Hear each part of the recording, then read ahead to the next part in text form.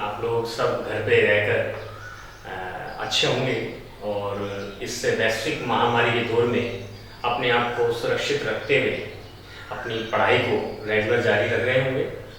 आज हमारा एक उद्देश्य लेकर और आप लोगों के साथ एक छोटी सी वार्ता करने के लिए मैं कॉस्मोस कंपटीशन क्लासेस के इस ऑनलाइन प्लेटफॉर्म पर आपको राजस्थान की सिविल सेवा परीक्षा में आने वाले जो क्वेश्चंस हैं उनके बारे में थोड़ा स्ट्रेटजी बताऊंगा कि इनके अंदर कैसे हम प्रिपरेशन कर सकते हैं, कैसे हम तैयारी कर सकते हैं। उम्मीद है कि आप लोगों को हमारी जो क्लासेस हैं, हमारी जो क्लास होगी वो पसंद आएगी। मैं इस परीक्षा के अंदर 3 बार इस परीक्षा के अंदर मैं सम्मिलित हुआ हूँ और इस परीक्षा में मैंने सफलता तो हासिल नहीं की, लेकिन उस सफलता हासिल नहीं करने का एक कारण मेरे सामने आया। वो उस कमियों को मैं आप लोगों के साथ साझा कर दूर करने का प्रयास करूंगा। साथ ही में आप लोगों को जो बीएससी का ऑनलाइन तैयारी करवाई जा रही है मनीष सर के माध्यम से, उन बीएससी वाले विद्यार्थियों से भी मैं कहना चाहूँगा कि आप लोग बीएससी के साथ साथ अपनी कंपटीशन की तैयारी को भी जारी रखें और कंपटीशन में आप लोग जितनी जल्दी हो सके उतनी जल्दी आप अपनी सर्विस को ज्वाइन करें, ब्यूरोक्रेट्स के प्रधान बने, क्योंकि आप लोगों को पता है आज इस वैश्विक महामारी के दौर में जो ब्यूरोक्रेट्स के जो प्रधान हैं उनकी सबसे ज़्यादा महत्वपूर्ण भूमिका है। और ऐसा नहीं है कि उन लोगों की भूमिका नहीं है, लेकिन आप लोगों को ये पता चल गया होगा कि ब्यूरोक्रेट्स जहाँ पर अपनी सेवाएं दे रहा है वो अतुलनीय उनका योगदान है। और मैं इस प्लेटफॉर्म के माध्यम से आप लोगों को इस प्रशासनिक सेवा के बारे में थोड़ा सा बताऊंगा। साथ ही में मैं आपको जो सब्जेक्ट पढ़ाऊंगा उस सब्जेक्ट की स्ट्रेटजी को बताऊंगा कि सब्जेक्ट को पढ़े कैसे। और ये आप लोगों को ध्यान में रखना है कि हमारा जो एकेडमिक दृष्टिकोण है वो एकेडमिक अलग पोर्शन है, क्योंकि एकेडमिक में एक निश्चित दायरा होता है और उस दायरे के अंदर ही हमको पढ़ना होता है। वो निश्चित होता है कि हमारा 4 चैप्टर है या 5 चैप्टर है, 10 चैप्टर है, 15 चैप्टर है, उन्हीं के अंदर से क्वेश्चंस आता है। लेकिन जो हमारी कंपटीशन की प्रिपरेशन उससे बहुत अलग हटकर है। हमें यहाँ पर एक जर्नलिस्ट बनना है। हमको ये सुपर क्लास नहीं बनना कि एक सब्जेक्ट में हमने महारत हासिल कर ली है और हम उस सब्जेक्ट को लेकर आगे बढ़ते जा रहे हैं, ऐसा नहीं है। इसमें हमें उससे थोड़ा सा लीक से हटकर हमें काम करना है। अब मैं आप लोगों को इस परीक्षा के बारे में थोड़ा सा बताऊंगा और फिर आगे अपने सब्जेक्ट पढ़ाऊंगा। देखो, आरएस की जो मुख्य परीक्षा है, आरएस की जो परीक्षा है 2 चरणों में होती है। नंबर 1 मैं आप लोगों को बता दूं, नंबर 1 प्रारंभिक परीक्षा, प्रारंभिक परख या परीक्षा जानते होंगे आप लोग, जिसे हम पीटी के प्री टेस्ट। और सेकंड, इस चरण को देखना, बहुत बंदे यहां पर एग्जाम देते हैं, बहुत लोग देते हैं यहां पर एग्जाम। और ये लोग यहां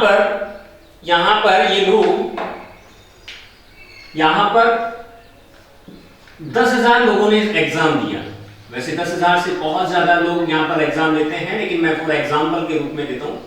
और इस एग्जाम का एक मानस होता है, एक तरीका होता है कि इस परीक्षा के माध्यम से जो ये भीड़ इकट्ठी हुई है, इस भीड़ में से कुछ लोगों को अलग कर दिया जाता है। और मान लो 1000 में से 10,000 में से 500 बच्चे यहां पर पास किए। कितने बच्चे पास किए? 500 बच्चे पास किए। 9,500 बच्चे क्या हो गए? आउट हो गए। कहां हो गए? भीड़ से बाहर हो गए। भीड़ से बाहर हो गए, यानी कि अब ये 500 बच्चों के अंदर क्या करना है? हमें तैयारी करना है। और सीटें हमारी 200, तो आप लोगों को पता होना चाहिए अब इन 500 लोगों के साथ हमें क्या करना है? एक रण जीतना है, एक युद्ध लड़ना है। और उस युद्ध में हमें सफलता प्राप्त करने के लिए एक हमें रणनीति बनानी होती है। और वो रणनीति हम हमारे फर्स्ट ईयर, यानी कि आप फर्स्ट ईयर के विद्यार्थी आप यहाँ पर जुड़ रहे हैं, तो मैं उम्मीद कर रहा हूं आप लोगों से कि आप लोग मानस बना चुके होंगे कि हमें हमारी प्रशासनिक सेवाओं में, ये जरूरी नहीं है कि आप लोग आरएएस बने, हो सकता है आप लोग आरपीएस भी बनेंगे, कोई एसडीएम बनेगा, कोई डिप्टी एसपी बनेगा, डेप्यूटी सुपरिटेंडेंट ऑफ पुलिस बनेगा, कोई अदर एग्जाम फाइट करके कब सहायक कर अधिकारी बनेगा, tax department, side tax department, other डिपार्टमेंटों में कोई बहुत सारे आप लोग जाएंगे। लेकिन इस परीक्षा के माध्यम से आप राजस्थान की सबसे बड़ी सेवा को प्राप्त कर सकते हैं। मैंने आप लोगों को यह बताया कि ये जो पीटी परीक्षा है, प्रारंभिक परीक्षा है, ये प्रारंभिक परीक्षा आपको भीड़ से अलग करती है। और अगली जो परीक्षा आती है, ये परीक्षा, ये कहते हैं, हम इसे कहते हैं मुख्य परीक्षा। बताऊंगा आपकी इस पीटी परीक्षा में 200 नंबर का ये पीटी होता है, प्रारंभिक 200 नंबर का होता है, 200 मार्क्स का होता है। और इस 200 में से जो नंबर अच्छा लाएगा वो पास हो जाएगा। अब मुख्य परीक्षा के अंदर, इस मुख्य परीक्षा में वे बंदे अप्लाई होंगे जिन्होंने क्या प्रारंभिक परीक्षा को उत्तीर्ण किया। अब प्रारंभिक परीक्षा को उत्तीर्ण करने के बाद वो व्यक्ति, वो बच्चा जो आप लोगों में से ये होता है, वो मुख्य परीक्षा की तैयारी करता है। और वो बच्चा मुख्य परीक्षा की तैयारी उस वक्त नहीं करता जब वो प्रारंभिक परीक्षा को पास कर लेता है, वो पहले से उसके लिए जुड़ा हुआ होता है। हम भी इस परीक्षा के लिए हमने तैयारी की, हमारी कमियां रही, मैंने बताया हमने कि हमारी कमियां रही कि हम इसमें सफल नहीं हो पाए, लेकिन हम फिर आप लोगों को बता देते हैं कि हमें तैयारी रेगुलर अभी से प्रारंभ करना है और हमारे एकेडमिक क्लास के साथ साथ हमें हमारी कंपटीशन की भी तैयारी करनी है। अब मुख्य परीक्षा में आपके 4 पेपर होते हैं, यहां पर 4 पेपर होंगे। इन 4 पेपरों में 3 पेपर आपके जीएस के होंगे, जनरल स्टडीज के। जीएस के पेपर होंगे कितने? 3। जीएस के 3 पेपर जीएस के होंगे, जीएस 1, जीएस 2, जीएस 3 और जीएस अगला 4 पेपर जो होगा वो आपका लैंग्वेज का होगा, यानी कि भाषा का होगा। भाषा मतलब कि हिंदी और इंग्लिश का, ठीक है? हिंदी और इंग्लिश, अंग्रेजी, ठीक है? अब हिंदी और अंग्रेजी, इसका भी कितने नंबर का मार्क्स का होता है? ये भी 200 नंबर का होता है, यानी कि 200 प्लस 200 प्लस 200 प्लस 200 बराबर कितना हो गया? 800। यानी कि मुख्य परीक्षा होती है आपकी 800 नंबर की। ध्यान रखना, पीटी के मार्क्स आपके मेंस में काउंट नहीं होते जैसे एसएससी में होते। एसएससी में पीटी के एग्जाम की जो परीक्षा होती है, प्रारंभिक परीक्षा होती है, उस परीक्षा के मार्क्स काउंट होते हैं, लेकिन यहां पर पीटी के मार्क्स काउंट नहीं होते हैं। अब 800 में से जो बच्चा अच्छे मार्क्स ला पाएगा, वो बच्चा यहाँ पर क्या बनेगा? कोई एसडीएम बनेगा, कोई आरपीएस बनेगा और अदर एग्जाम के थ्रू अदर पोस्टों पे जाएगा। ध्यान रखना, इसके बाद होता है आपका 100 नंबर का इंटरव्यू। कितने नंबर का होता है? 100 नंबर का होता है आपका इंटरव्यू, यानी कि कहे तो साक्षात्कार।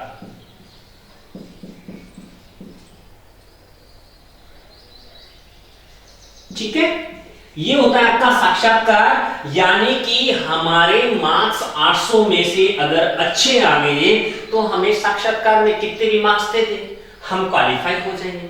अब आप लोगों को ये समझ में आ गया होगा कि मैंने आपको यहां पर केवल और केवल प्रारंभिक और मुख्य परीक्षा के बारे में बताया। यहां पर मैंने सब्जेक्ट की चर्चा की ही नहीं है। अब मैं आप लोगों को इसके सब्जेक्ट के ऊपर आता हूं। देखो, मैं आप लोगों को यहां पर हिस्ट्री के बारे में नॉलेज दूंगा, साथ साथ आप लोगों को पॉलिटिकल साइंस तो मैं पढ़ाऊंगा ही पढ़ाऊंगा, लेकिन आपको कनेक्ट करने का प्रयास करूंगा कि आप यूपीएससी की एग्जाम के अंदर भी इस पढ़ाए हुए सब्जेक्ट को वहां पर भी आप कनेक्ट कर पाए। ठीक है, अब मैं यहां पर इसको रफ करता हूं। थोड़ा नॉलेज यहां पर ध्यान रखना कि प्रारंभिक परीक्षा में देनी है, 200 नंबर का होता है, इसमें से कितने मार्क्स लाया जाए। आप लोगों के अंदर में एक जिज्ञासा जागृत होगी, सर कितने मार्क्स हम लाएं कि हमारा 200 नंबर में से कि हमारा सिलेक्शन हो जाए। जितना अच्छा मार्क्स लाओगे बहुत फायदेमंद है। केवल हमें क्वालिफाई करना है, फोकस कहां पर करना है? मुख्य परीक्षा पे। और मुख्य परीक्षा पे फोकस कब कर पाएंगे? जब हम हमारी जर्नल स्टडी को मजबूत कर लेंगे। ठीक है, अब आप लोगों को मैं आज को रफ करता हूं और अपने सब्जेक्ट के ऊपर आता हूं। थोड़ा सा मैं आप लोगों को बताऊंगा कि सब्जेक्ट को हम पढ़े कैसे। देखना, रफ करता हूं मैं यहां पर। अब अपने सब्जेक्ट के ऊपर मैं आता हूं और आप लोगों को बताता हूं कि सब्जेक्ट को हम पढ़े कैसे। देखिएगा, मैं आपको यहां पर भारतीय राज्य व्यवस्था के बारे में बताऊंगा। भारतीय राज्य व्यवस्था,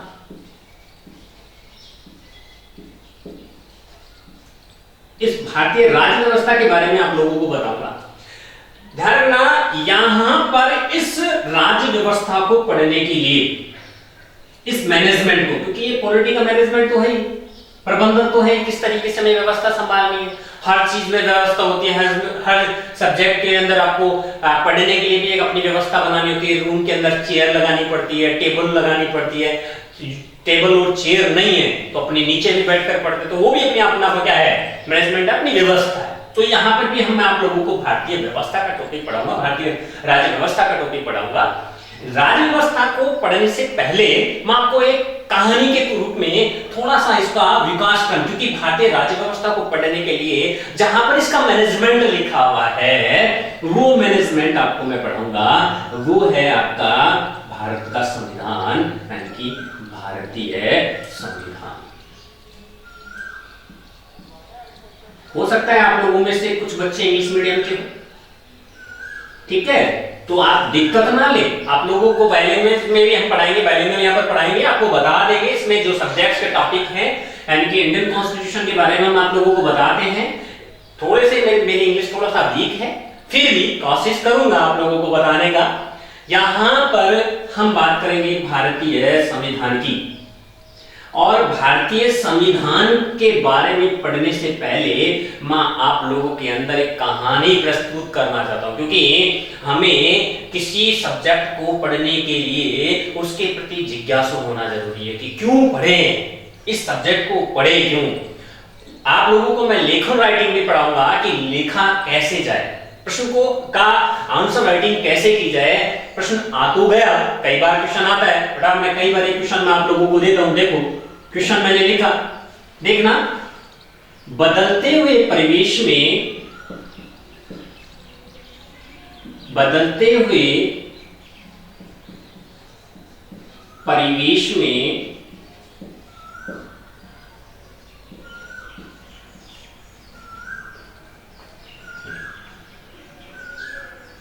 राज्यसभा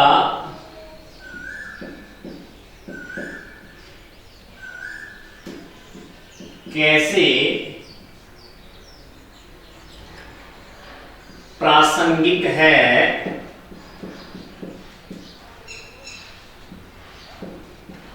समीक्षा कीजिए। ये आपका क्वेश्चन बन रहा है। अब आप लोग पढ़ेंगे कि बदलता हुआ परिवेश क्या है और राज्यसभा क्या है। अब बीएससी वाले बच्चे तो पहले से ये नहीं जानते होंगे कि राज्यसभा क्या है। बेटा इस चीज को मैं आप लोगों को आगे बताऊंगा, लेकिन अभी क्वेश्चन के बारे में थोड़ा सा मैं बता देता हूं। यहां पर आप साइंस में भी समीक्षा को लिखते होंगे, बायो का सब्जेक्ट है, कई बच्चों के पास बायो होगी, उसमें भी कई बार आ जाता है समीक्षा कीजिए। फिजिक्स वाले बच्चों के अंदर भी आ जाता है, फिजिक्स वाले बच्चे हैं, मैथ्स वाले हैं, उसके अंदर भी समीक्षा कीजिए। देखना, समीक्षा के अंदर दो पहलू होते हैं। देखो ध्यान रखना प्रश्न को लिखने का तरीका। सबसे पहले समीक्षा दो तरीके से होती है। कौन सी? सबसे पहले उसका सकारात्मक, सकारात्मक पहलू आप लोगों को बताना है। एक होता है नकारात्मक। अब यहां पर सकारात्मक और मैंने नकारात्मक लिखा है, यहां पर मैं लिख सकता था पक्ष और विपक्ष, ठीक है। अब इसी क्वेश्चन में मैं इस समीक्षा की जगह टिप्पणी लिख देता हूं। क्या लिख दिया मैंने? टिप्पणी लिख दिया। बदलते हुए परिवेश में राज्यसभा कैसे प्रासंगिक है, टिप्पणी कीजिए। तो ध्यान रखना, यह टिप्पणी सकारात्मक पहलू को बताती है और नकारात्मक पहलू को बताती है, और समीक्षा आपके पक्ष को और विपक्ष को बताती है। समझ में आया? मैंने बोला सर आपने पहले समीक्षा के लिए सकारात्मक और नकारात्मक पहलू क्यों बोला, ध्यान रखना यहां पर मैंने इस समीक्षा के बारे में इसलिए सकारात्मक पहलू को बताया और नकारात्मक पहलू को बताया क्योंकि ये राज्यसभा हमारे संसद का कौन सा पार्ट है, उच्च सदन है। इसको हम क्या कहते हैं, उच्च सदन भी कहते हैं, ध्यान रखना इसको हम उच्च सदन और क्या कहते हैं, उच्च सदन के साथ साथ हम इसको कहते हैं विद्वानों का सदन।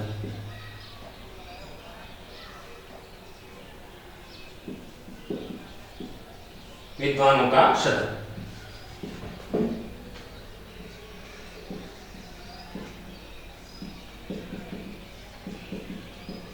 ठीक है। ये क्वेश्चन है आपका, ये क्वेश्चन मैंने बताया। अब देखो थोड़ा सा हिस्ट्री का मैं क्वेश्चन बताता हूं यहां पर, समझ में आ रहा है ना आप लोगों को। और बदलते हुए परिवेश के बारे में भी बता देता हूं। ये बदलता हुआ परिवेश क्या है, समझ में आ रहा है। बदलता हुआ परिवेश है आपका ये 21वीं सदी। अब कुछ बच्चों को तो समझ में नहीं आएगा कि 21वीं सदी क्या है, ठीक है। मैं फिर बता देता हूं वर्तमान में कौन सा चल रहा है, 20वीं सदी 21वीं सदी का परिदृश्य यहां पर चल रहा है। और 21वीं सदी के इस बदलते हुए परिवेश में राज्यसभा प्रासंगिक है, समीक्षा कीजिए। अब यहां पर प्रासंगिक है या नहीं, यहां पर केवल प्रासंगिक है तो इसमें समीक्षा करने की हमको सकारात्मक, समीक्षा प्रासंगिक है या नहीं समीक्षा कीजिए, इसमें सकारात्मक और नकारात्मक पहलू बता दीजिएगा। यानी कि हमें दोनों पक्षों को यहां पर ध्यान में रखना है, ठीक है। अब हम एक और क्वेश्चन लेते हैं, मैं आऊंगा अपने टॉपिक पर भी और आप लोगों को बताऊंगा और उसको नोट डाउन करना। मैं आप लोगों को बता देता हूं आगे से, अभी तो मैंने क्वेश्चन बताया है, आगे से जो भी मैं आप लोगों को बताऊं आप इसको नोट डाउन करते रहना। और आप लोग ध्यान रखना इस चीज का कि मैं जिस सब्जेक्ट को पढ़ाता हूं, उम्मीद करता हूं और ये भी मैं प्रार्थना करता हूं भगवान से कि मेरा जो पढ़ाया हुआ है वो बाहर ना जाए, उससे बाहर आपके क्वेश्चंस ना जाएं। यहां तक कि पीटी की तो मैं कह सकता हूं, गारंटी मैं नहीं देता, लेकिन पीटी की मैं इतना कह सकता हूं कि आपकी प्रीलिम्स के एग्जाम के जितने भी क्वेश्चंस है आपके इस कोर्स से, इस पढ़ाई से बाहर नहीं जाएंगे। उम्मीद करता हूं कि आप इसे ढंग से पढ़ेंगे, ठीक है। तो मैं भारतीय संविधान की बात कर रहा था और एक क्वेश्चन की भी बात मैं कर रहा था, तो मैं आप लोगों को बताता हूं, ध्यान रखना, ये क्वेश्चन सुनना, ढंग से सुनना इसको।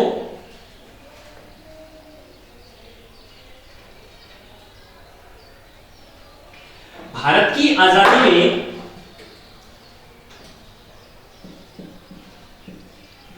भारत की, इसको छोड़ो, भारत के राष्ट्रीय आंदोलनों में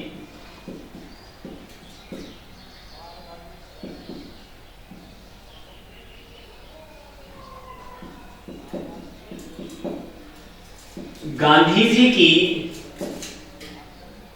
भूमिका पर टिप्पणी कीजिए।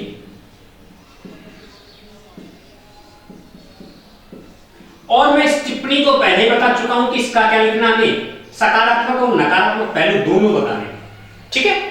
सकारात्मक और नकारात्मक पहलू,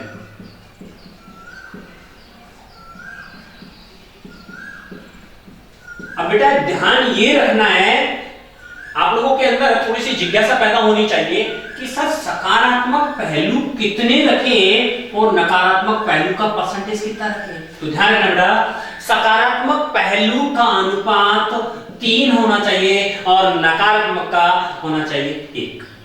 यानी कि वेटेज क्या होगा, 3:1 में यहां पर वेटेज होना चाहिए। क्योंकि यहां पर गांधी जी की भूमिका पर टिप्पणी मांगी है और यहां पर हमारे गांधी जी की राष्ट्रीय आंदोलनों में महत्वपूर्ण भूमिका हमें बतानी है। ध्यान रखना, सवाल जो एग्जामिनर होता है वो यही चाहता है कि हम किस तरीके से हमारे जो राष्ट्रीय, क्योंकि ध्यान रखना जब मैं आपको मूल कर्तव्य पढ़ाऊंगा भारतीय संविधान में जब मैं मूल कर्तव्य आपको पढ़ाऊंगा तो उसके अंदर आपको 3rd नंबर का मूल कर्तव्य आप लोगों को पढ़ाऊंगा कि हमारे जो मूल कर्तव्य हैं उनमें कि हमें राष्ट्रीय आंदोलन को प्रेरित करने वाले आंदोलनों को हम हमारे हृदय में संजोए रखें। यानी कि इसलिए हमें क्या रखना है बेटीज, 3:1 का बेटीज यहाँ पर रखना है। ठीक है, अब टिप्पणी समझ में आ गया। अब राष्ट्रीय आंदोलन क्या है उनकी तो हम पर चर्चा कर ही लेंगे।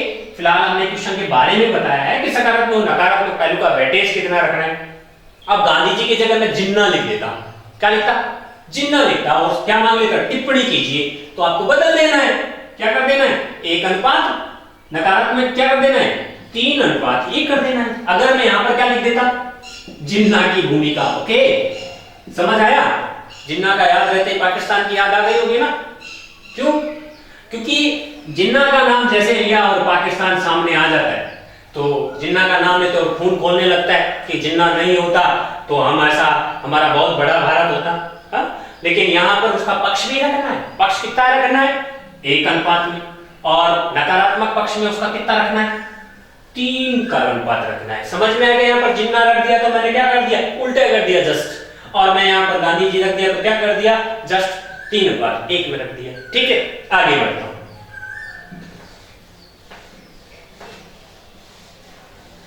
अब हम भारतीय संविधान को पढ़ने से पहले थोड़ी सी हिस्ट्री को कनेक्ट करते हैं। कौन सी, मॉडर्न हिस्ट्री। ठीक है, आधुनिक इतिहास के बारे में थोड़ा सा जानते हैं। देखो 1599 में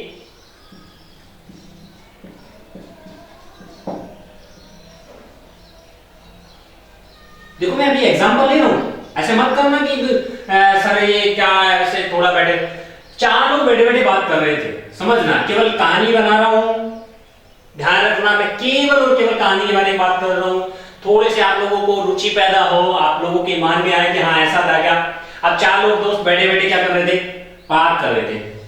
आप लोग घर में बैठे होंगे ना, कुछ तो क्या कर रहे होंगे, ताश खेल रहे होंगे, बैठे बैठे करें ना, टाइम पास ऐसे कर रहे होंगे, या फिर लूडो खेल रहे होंगे मोबाइल में, और या फिर बैठे बैठे क्या कर रहे होंगे, गप लड़ा रहे होंगे। तो 4 लोग ऐसे बैठे बैठे गेम खेल रहे थे, और खेलते हुए उनके मन में एक ख्याल आया, आता ना आप लोगों के अंदर की, बाहर जाके देखता हूँ कितने लोग बाहर घूम रहे, ख्याल आ रहा होगा क्योंकि लॉकडाउन का पीरियड चल रहा है और गंगापुर सिटी में तो हमारे यहाँ कर्फ्यू भी चल रहा है। तो इसका यहाँ पर पालना करते हुए आप लोगों ने एक धारणा बनाई कि क्यों ना हम मिलकर एक कंपनी का गठन करते हैं। तो देखना यहां पर इन लोगों ने बैठे बैठे EIC, ध्यान रखना, 4 महीने में से लिखा है, इसका ध्यान रखना, शेयर बहुत थे। ठीक है, EIC, ईस्ट इंडिया कंपनी, ठीक है, इसकी स्थापना कर दी। EIC की स्थापना इन्होंने कर दी 1599 में। इस EIC को दक्षिण पूर्व, किधर, दक्षिण पूर्व की ओर व्यापार करने की अनुमति क्या हो गई, प्राप्त हो गई।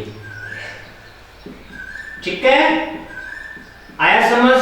ध्यान रखना, यहां पर हम केवल एक स्टोरी बना रहे हैं, यहां पर आपको ये आंकड़े ध्यान नहीं रखने हैं। हम आप लोगों को केवल और केवल एक स्टोरी बना रहे हैं, आपकी घर वाली स्टोरी। ठीक है, क्या प्राप्त हुआ, पीर की ओर व्यापार करने की अनुमति प्राप्त हो गई।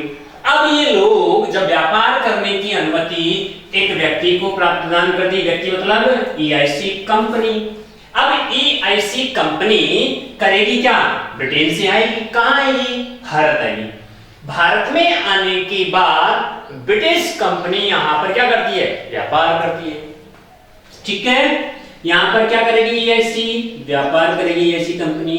जब EIC कंपनी यहां पर व्यापार करने लगेगी तो आप लोगों को पता ही है कि हमारी एक सबसे बड़ी गलती भारतीयों की रही है कि हम अपनों पर विश्वास नहीं करते हैं।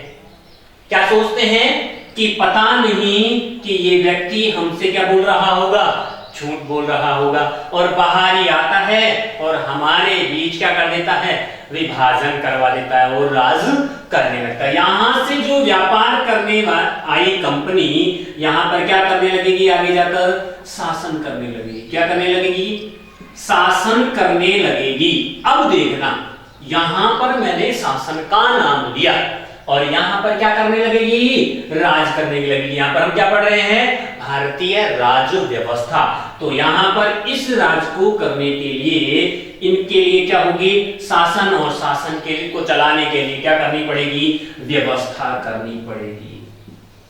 क्या करना पड़ेगा, व्यवस्था करना पड़ेगा। ठीक है, समझ में आया क्या बोला मैंने बोला कि एक व्यक्ति था, कौन, EIC व्यक्ति मानो, समझो बस, हमें कुछ नहीं करना, हिस्ट्री में हम सब कुछ बताएंगे आप लोगों को। EIC एक व्यक्ति था, EIC नाम का एक व्यक्ति था। उस व्यक्ति को पूर्व की तरह व्यापार करने के लिए अनुमति मिल गई थी और व्यक्ति वो कहां गया, भारत में आ गया और भारत में पहले तो व्यापार करने लगा, फिर उसकी पावर बढ़ने लगी तो वो शासन करने लगा और शासन को चलाने के लिए व्यवस्था का प्रारंभ किया और इसीलिए उसको हमने क्या कहा, राज्य व्यवस्था कहा या शासन व्यवस्था कहा। अब देखिएगा, अब हम हमारे भारतीय संविधान के टॉपिक पर आते हैं। बेटा ध्यान रखना, इसको रफ में नोट कर लेना, हमारे काम आएगा समझने के लिए। ठीक है, रफ में, नोटबुक में नहीं, हमारे नोट्स में नहीं, रफ में करना है। जो अब मैं लिखवाऊंगा उसे नोट डाउन करना है। आपकी पर्सनल कॉपी के अंदर जो आप पॉलिटिकल साइंस यानी कि राजनीति, ठीक है, राजनीति में करना है और उसके अंदर भी पार्ट डालना है भारतीय राज्य व्यवस्था यानी कि भारतीय संविधान। ठीक है, अब हम आप लोगों को भारतीय संविधान के बारे में बात करेंगे इसी समय। ठीक है, थोड़ा सा समझेंगे बेटा, क्योंकि आप लोगों का मैं हर संडे को टेस्ट भी लूंगा।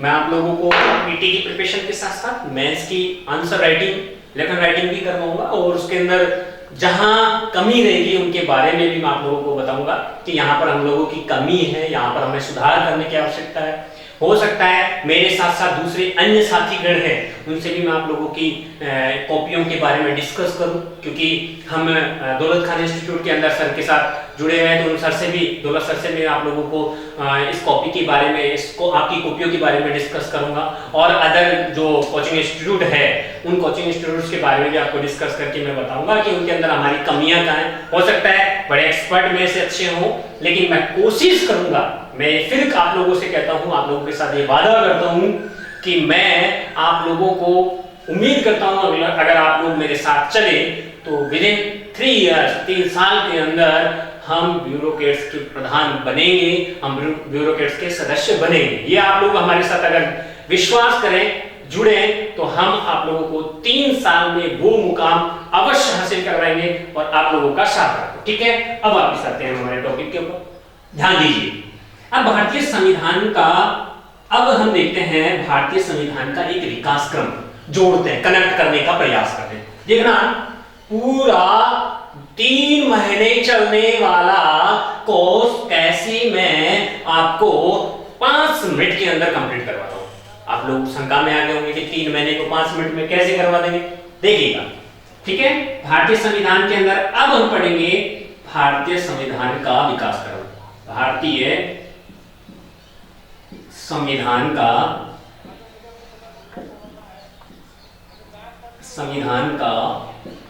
विकास क्रम। ठीक है, क्या पढ़ रहे हैं हम, भारतीय संविधान का विकास क्रम हम पढ़ रहे हैं। देखिए, मैंने अब तक आप लोगों को बताया कि व्यवस्था कैसे संभालनी है और व्यवस्था को कैसे आगे बढ़ाना है। देखना, जब तक हम किसी के लिए क्या नहीं बनाते, रूल नहीं बनाते, तब तक वो या तो संस्था हो चाहे हम खुद हो, हम क्या नहीं कर सकते, अपने आप व्यवस्थित नहीं कर सकते।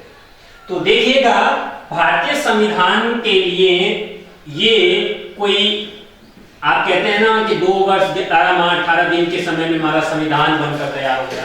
ये 2 वर्ष 11 माह 18 दिन का कोई ये समय नहीं है कि आप लोगों ने इसको कर दिया, ये तैयार हो गया, ऐसा नहीं है। इसकी नींव बहुत गहरी है हमारे संविधान का जो नींव है बहुत गहरी है कि हमारे संविधान को बनाने के लिए हमने कितने देशों के संविधान को देखा और उसके साथ हमने कितने सारे सब्जेक्ट के बारे में हमने पर चर्चाएं की, कितनी गहराई है हमारे संविधान के अंदर।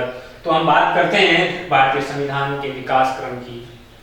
देखिएगा, सबसे पहले हम पढ़ेंगे 1726 का चार्टर एक्ट।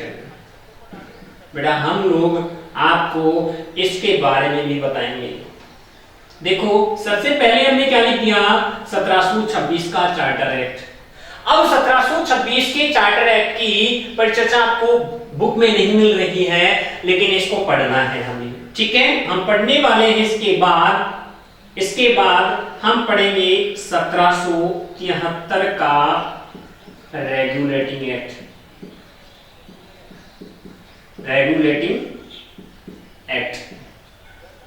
ठीक है।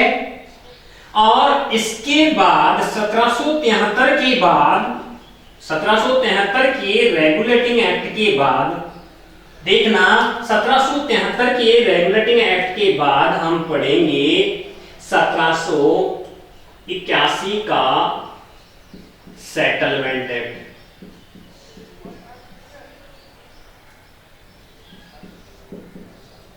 ठीक है।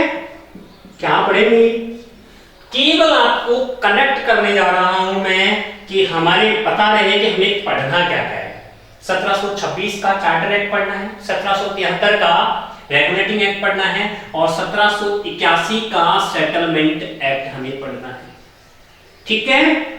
और 1781 के सेटलमेंट एक्ट के बाद 1784 का 1784 का हमें क्या पढ़ना है, पिट्स इंडिया एक्ट।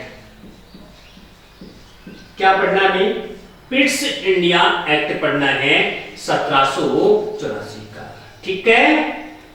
देखा हम लोगों ने। अब हमें 1784 के बाद हमें पढ़ना है 1792, ठीक है। ध्यान रखना बेटा, कभी कभार 93 का भी ऑप्शन आता है, लेकिन ध्यान रखना बाद में लिख रहे हैं हम लोग। यहां पर हम देखते हैं 92 का चार्टर एक्ट। क्या लिख रहे हैं, चार्टर एक्ट, ओके। अब इसके बाद हम पढ़ेंगे 1813 का फिर चार्टर एक्ट।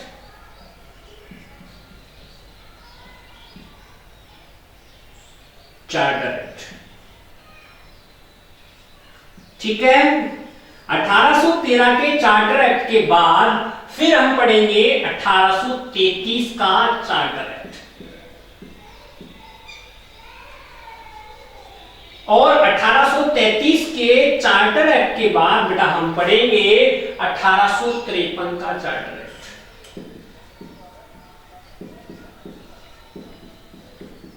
बेटा 53 के बाद 1858 को हम देखेंगे, ठीक है। 1858 को हम देखेंगे, लेकिन लागू नहीं कर पाएंगे, लेकिन फिलहाल इसको लिखना जरूरी है, ठीक है। इसके बाद 1858 के बाद हम पढ़ेंगे 1861 का भारत परिषद अधिनियम, ठीक है। 1861 के बाद हम पढ़ेंगे 1892 का भारत परिषद अधिनियम। 92 के बाद पढ़ेंगे 1909 का रॉलेट एक्ट, ठीक है। फिर 1919 के में पढ़ेंगे हम मॉन्टेग्यू ट्रांसपोर्ट सुधार अधिनियम, ठीक है। और 1919 के बाद पढ़ेंगे 1935 का भारत शासन अधिनियम। 1935 के बाद पढ़ेंगे हम 1942 का कृषि प्रस्ताव। 1942 के बाद हम पढ़ेंगे 1946 का कैबिनेट मिशन, ठीक है। बड़ा ये समझ में आ गया होगा आप लोगों को। तो ध्यान रखना, हमें इतने सारे टॉपिक्स को पढ़ने के बाद हम 1946 में हमारी संविधान सभा का गठन करें, और संविधान सभा के गठन के बाद, ठीक है, संविधान सभा के गठन के बाद समझ में आ रहा ना आपको। यहां पर 1919, 1909, 1919, 1935, 1942, 1946, ठीक है। अब हम लोग आप लोगों को यहां पर बात करेंगे, आप लोगों को इस टॉपिक के आगे हम बताएंगे, ठीक है। अब इन टॉपिकों को पढ़ाने के बाद हम आपको पढ़ाएंगे भारतीय संविधान की सभा, यानी भारतीय संविधान सभा का गठन, ठीक है।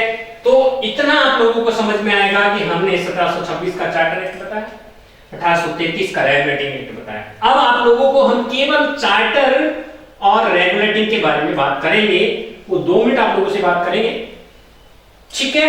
फिर उसके बाद में हमारी अगली क्लास होगी, उसके अंदर आप लोगों से चर्चा करेंगे चार्टर किसे कहते हैं। बेटा देखना, चार्टर का मतलब होता है अधिकार देना, क्या कहते हैं, अधिकार। और रेगुलेटिंग का मतलब होता है नियंत्रण करना, क्या करना, नियंत्रण करना, ठीक। अब यहां पर नियंत्रण करना, अधिकार करना, यानी कि अधिकार देना। यहां पर चार्टर का हमने क्या कहा, अधिकार दिया, और यहां पर हमने क्या किया, इसको नियंत्रण किया। यानी कि चार्टर का मतलब होता है कुछ अधिकार प्रदत्त करना, और रेगुलेट का मतलब होता है नियंत्रित करना, ठीक है।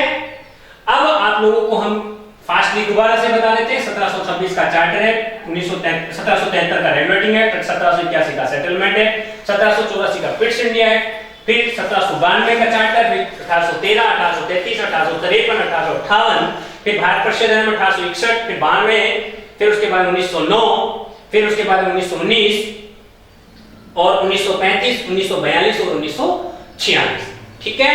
अब आप लोगों का अगला जो क्लास होगा वो क्लास होगा भारतीय संविधान की, भारतीय संविधान सभा का गठन, और उनको हम आगे पढ़ेंगे, क्योंकि ये सारी जो टॉपिक मैंने पढ़ाए हैं ये आपको मॉडर्न हिस्ट्री में हम पढ़ाएंगे, और मॉडर्न हिस्ट्री के अंदर आप लोगों को ये बताएंगे कि इस सब्जेक्ट में हमें इन एक्ट्स को कैसे पढ़ना है। थैंक यू, आप लोगों को ये उम्मीद करता हूं कि समझ में आया होगा, ठीक है। कल हमारी जो क्लास होगी नेक्स्ट, उसके अंदर आप लोगों को हम भारतीय संविधान का विकास क्रम भी के साथ साथ भारतीय संविधान सभा का गठन हम आप लोगों को बताएंगे। आज के लिए इतना काफी है, और कल जैसे हमारी क्लास होगी उसके अंदर आप लोगों को ये टॉपिक सारे बता दिए।